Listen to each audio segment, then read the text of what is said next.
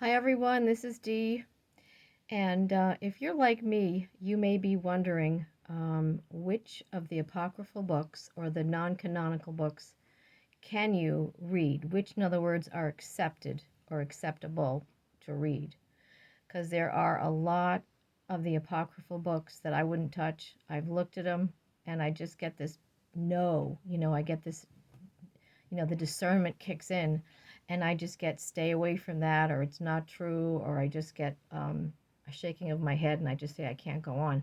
And they're filled inside of the apocryphal gospels. This is a book that I mentioned the other day, along with the other book I mentioned from the library that I picked up was Lost Scriptures by a well-known author, Bart Ehrman, and he goes into all this information about the Nag Hammadi, the Dead Sea Scrolls, um, etc. But I just want to make a short video and just to say, if you're like me and you're wondering, you've been studying the Bible for a number of years, um, and you've come across these names in the Bible. They're referenced. So what are the non-canonical books that are referenced in the Bible? So let's first start off again by just reading a short little explanation of non-canonical.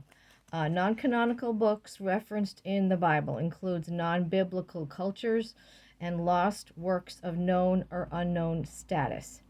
By Bible, the Bible, is meant those books recognized by most Christians and Jews as being part of Old Testament or Tanakh, as well as those recognized by Christians alone as being part of the biblical Apocrypha or of the Deuterocanon. So I am starting out on this. I'm not an expert. Um, like I mentioned the other day, I read the book of Enoch, which is all about the Watchers because it is referenced in the Bible.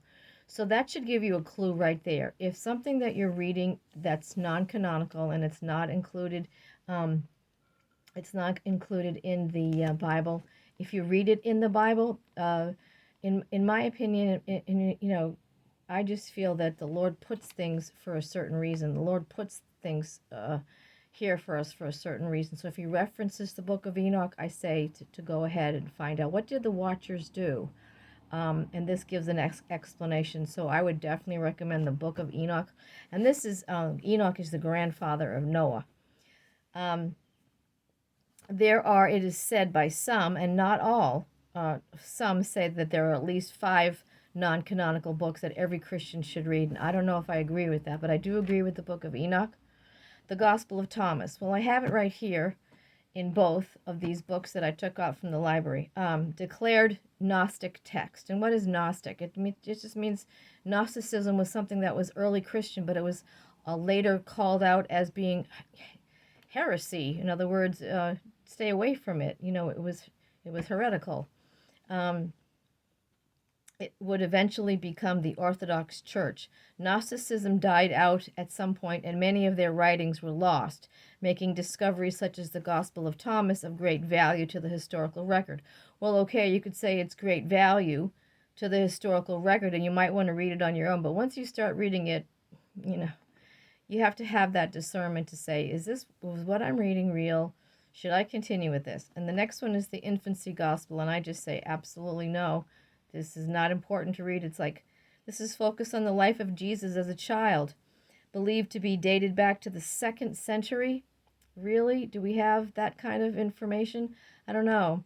And have been written by Gnostic Christians. Again, there's that word, Gnostic Christian. So it was later found out that Gnostics were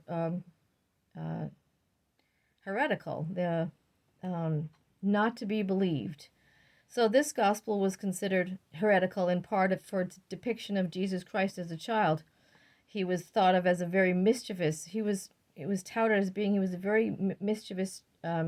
He had a mischievous streak. And it was even told in one of the little stories, the little short stories that I read, that he killed someone as a child. So do we believe that? Again, we have to leave that up to our discernment. And I would say definitely not. It's Gnosticism. So the Gospel of Mary, scholars don't always consider the Gospel of Mary to be a true gospel by because the text doesn't have the same focus on the teachings of the adult Jesus as the canonical Gospels. And that's what we need to consider.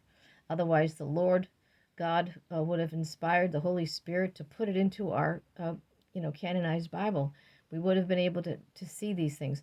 There is a small reference in the Bible to Jesus when he was about 13 years old. Remember when he wandered away from his mother Mary and his father Joseph, and they came after him looking for him after they couldn't find him. Now that's just one little example, so we can consider that. But other things, it's very, very debatable. It also says there's a great deal of debate as to which Mary is the narrator of the text. Which Mary? That's a good point. So they couldn't even determine it.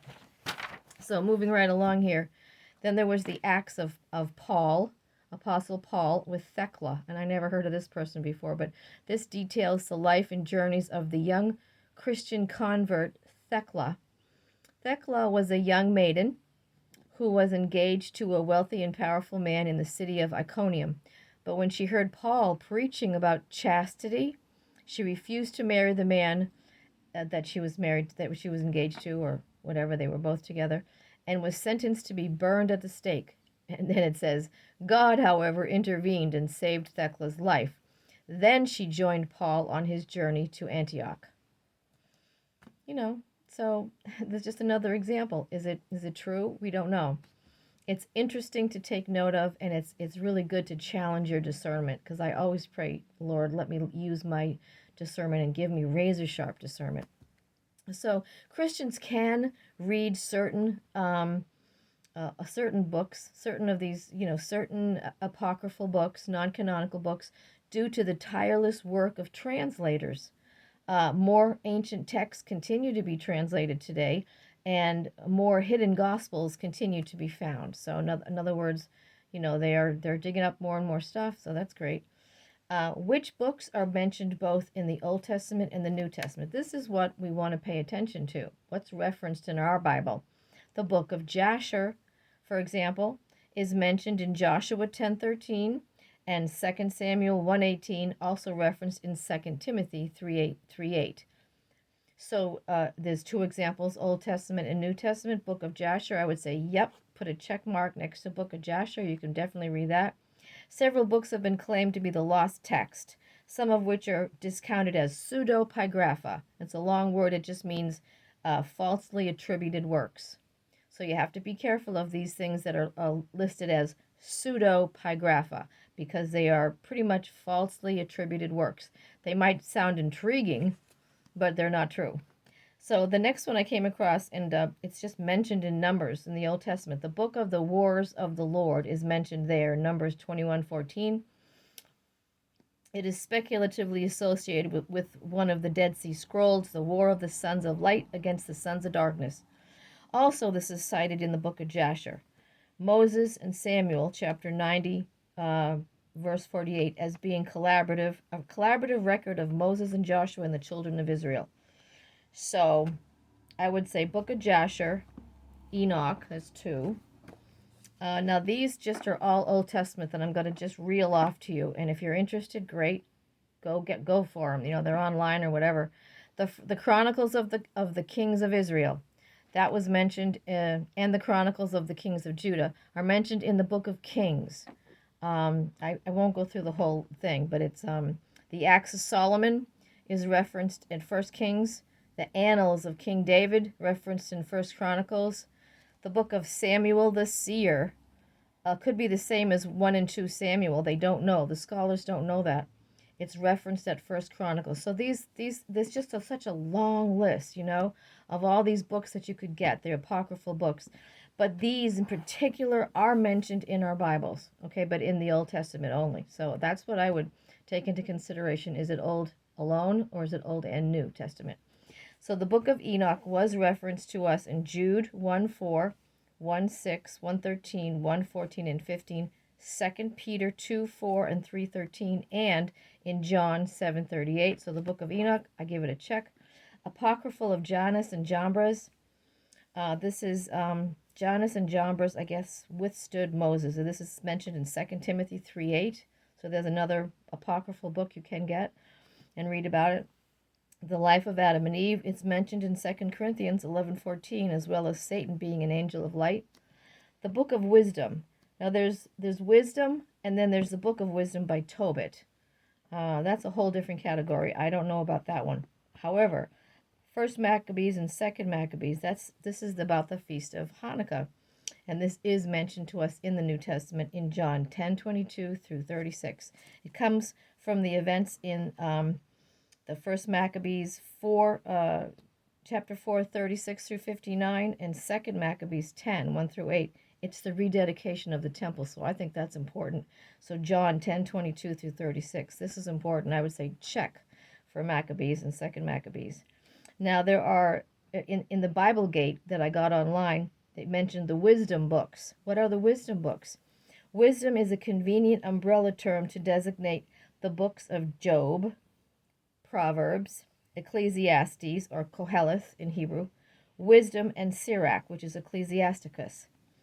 Now, there's also Psalms and the Song of Songs, collection of love poems. And that's all that I wrote down. So there are a few books, and I did read the Book of Enoch, not the third book. I read the first book about the Watchers, and I did read the second book. So I'll probably just, continue sorting out things in this, and just, I wanted to read something, but I don't think I have enough time, so the next video. Okay, thank you again for joining me, and you can just wait for the translation, the transcripts rather. Wait for the transcripts to come out, and then you can write this stuff down. Okay, thanks. Have a blessed afternoon, everybody.